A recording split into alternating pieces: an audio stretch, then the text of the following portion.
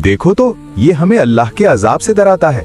बस करो, अगर तुम बाज ना आए तो हम तुम्हें पत्थरों से मार डालेंगे। हमें तो पत्थर के बुत ही अच्छे लगते हैं।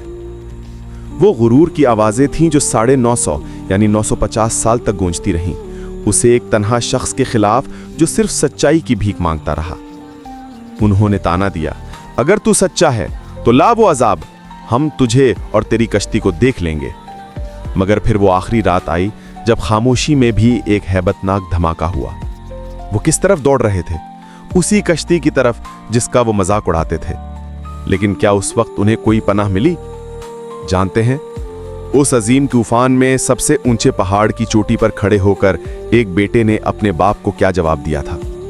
ये वो दास्तान है जिसका अंजाम आपने कभी सुना ना होगा।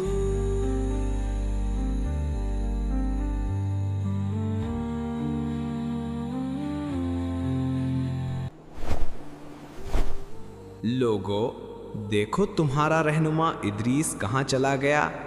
जिस पर तुम ईमान लाए थे वो अब तुम में नहीं रहा। क्या तुम्हें नहीं लगता कि तुम अकेले हो? आओ मेरी बात मानो, मैं तुम्हें ऐसी चीज दूंगा जो तुम्हें कभी छोड़कर नहीं जाएगी। ये पत्थर। हाँ, ये अच्छी बात है। हम इदरीस को नहीं भूलेंगे। हम इन पत्थरों के सामने बैठकर उनका जिक्र किया करेंगे।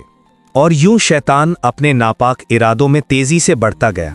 जमीन पर गुनाह, बुत परस्ती, जुल्म और फहाशी यानी बुराई फैल चुकी थी। इंसान अपने रब को भूल चुके थे। तब अल्लाह ने नूह को नबी बनाकर भेजा। वो बिलवास्ता 950 साल तक कौम को समझाते रहे, ऐ मेरी कौम, मैं तुम्हारे लिए एक खुला हुआ डराने वाला हूं। अल्लाह की इबादत करो, उसके सिवा किसी को शरीक न ठहराओ। अगर तुम ईमान ले आओगे तो अल्लाह तुम्हारे गुनाह माफ करेगा। ऐ नूह, क्या तू हमारे बुतों से दुश्मनी रखता है? तुम तो सिर्फ हम में से एक फकीर इंसान हो। क्या हम तुझे पागल समझे? हजरत नून ने कहा, ऐ मेरी कौम, अल्लाह से डरो, उसकी तरफ पलट आओ। वो तुम्हें आसमान से बारिश देगा, तुम्हारी ताकत को बढ़ाएगा और तुम्हें इज्जत देगा। तो लोगों ने बोला, ऐ नूह, अगर वाकई तुम अल्लाह के नबी हो तो वो अजाब ले आओ जिसकी तुम बात करते हो। हम तुम पर हरगिज ईमान नहीं लाएंगे। देखो तो ये हमें अल्लाह के अजाब से डराता है। बस करो, अगर तुम बाज ना आए तो हम तुम्हें पत्थरों से मार डालेंगे। जब हजरत नूह को यकीन हो गया कि ये लोग ईमान नहीं लाएंगे, तो आपने अल्लाह के हुजूर उनके लिए बद्दुआ की। ऐ मेरे रब, मैंने अपनी कौम को दिन रात बुलाया, मगर उन्होंने अपने कानों में उंगलियां ठूंस लीं और हक से मुंह मोड़ लिया। ऐ मेरे रब, जमीन पर काफिरों में से किसी को न छोड़। बेशक अगर तू उन्हें छोड़ देगा तो ये तेरे बंदों को गुमराह करेंगे। और नूह को वही की गई कि अब तेरी कौम में से कोई ईमान नहीं लाएगा। बस उनके आमाल पर गम न कर और हमारी निगरानी और वही के मुताबिक एक कश्ती बना। हजरत नूह ने कहा, ऐ मेरी उम्मत, सुनो, मेरी बात गौर से सुनो। तुम जान लो, जब बड़ी निशानी जाहिर होगी और इस तंदूर से पानी निकलेगा तो वही वक्त होगा अजाब के आगाज का। बस फौरन इस कश्ती में सवार हो जाना। फिर वो दिन आ पहुंचा। गांव के एक पुराने तंदूर से अचानक पानी उबलने लगा। लोगों के चेहरों पर खौफ और हैरत छा गया। लोगों ने अजाब को देखकर कहा, हाय गजब, ये वही निशानी है जिसका नूह हमें बताता रहा था। सब लोग जल्दी भागो, नूह की कश्ती की तरफ दौड़ो, अल्लाह का अजाब आ रहा है। अल्लाह के हुक्म से हर जानवर की नर और मादा जोड़ी कश्ती में आ गई। आसमान स्याह होने लगा और मूसलाधार बारिश पानी तेजी से उबलने लगा।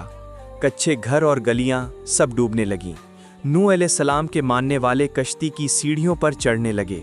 हजरत ने अपने बेटे से कहा, ऐ मेरे बेटे, हमारे साथ सवार हो जा, कश्ती में आ जा ताकि तू बच जाए। बेटे ने कहा, मैं किसी पहाड़ की चोटी पर पनाह लूंगा, वो मुझे पानी से बचा लेगा। हजरत नून ने कहा, आज अल्लाह के हुक्म से कोई चीज़ बचाने वाली नहीं सिवाय उसके जिस पर वो रहम करे। इतने में एक बड़ी लहर आई, वो पहाड़ की चोटी को भी ढांप गई और वो नाफरमान बेटा उस मौज में बह गया। जब अल्लाह का अजाब पूरा हुआ तो उसने जमीन को हुक्म दिया, ऐ जमीन पानी निगल ले, और आसमान को रुकने का हुक्म दिया। पानी खुश्क हो गया और कश्ती जूदी पहाड़ पर ठहर गई। हजरत नूह अलैहिस्सलाम और उनके साथियों ने अल्लाह का शुक्राना अदा करते हुए सजदा किया حضرت نوح نے زمین کی خشکی معلوم کرنے کے لیے پہلے کوے کو بھیجا، مگر وہ بے وفائی کر کے واپس نہ لوٹا۔ پھر کبوتر کو بھیجا جو زیتون کا پتا لے کر لوٹا۔ یہ اس بات کی خوشخبری تھی کہ زمین پر زندگی اور امن واپس آ چکا ہے۔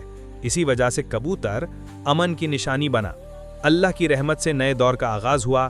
حضرت نوح نے اپنے ساتھیوں اور ان کی نسلوں کو نصیحت کی کہ وہ ہمیشہ اللہ کے احکام پر قائم رہیں، ادب اور انصاف قائم کریں اور شرک یعنی بت پرستی اور ظلم سے بچیں، کیونکہ اللہ کی نعمتوں پر شکر کرنا ہی اصل کامیابی ہے۔